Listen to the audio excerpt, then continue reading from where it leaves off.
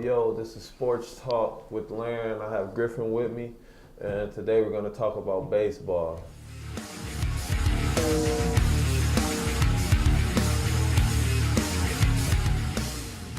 So, Griffin, how do you think the Tigers are going to do this year? Well, honestly, I think they're going to compete for a wild card spot, but there are just too many holes in the team for them to actually win it all or be a serious playoff contender. I mean, they're really at a crossroads, and I think that they're preventing the inevitable of rebuilding their team.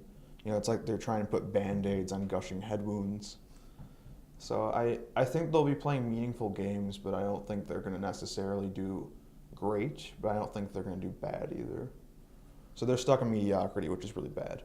Okay. Well, who do you think is going to win the World Series this year? Well, I think it all comes down to two teams, and this all depends on health and injuries. The Chicago Cubs and the Boston Red Sox. Now, those are both from different leagues. The Red Sox went out and acquired Chris Sale. Their starting rotation is just a three-headed monster with Chris Sale, David Price, Rick Porcello. They have a great offense. They lost David Ortiz, but they can make up for that with their young guys like Andrew Benintendi. But I don't know. I really think the Cubs could repeat. They have the roster. They have the depth. Theo Epstein's at the helm. He's a great president of operations. So I guess the Cubs. Are there any dark horse teams this year? I definitely think don't sleep on the Colorado Rockies. They play in Colorado, the air's thinner. Their pitchers tend not to do too well. But Jonathan Gray proved last year, he can dominate in the thin air in Colorado. They have good offense. So they could make some noise. They could potentially cause a stir. But if I had to pick one team, it would be the Colorado Rockies.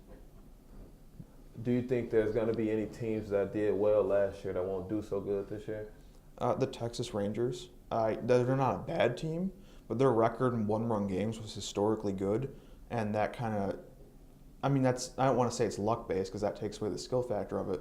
But really, teams aren't supposed to have like a 700-something winning percentage in one-run games, which is what they had. So I think they're going to regress a little bit, but that's not to say that they're a bad team.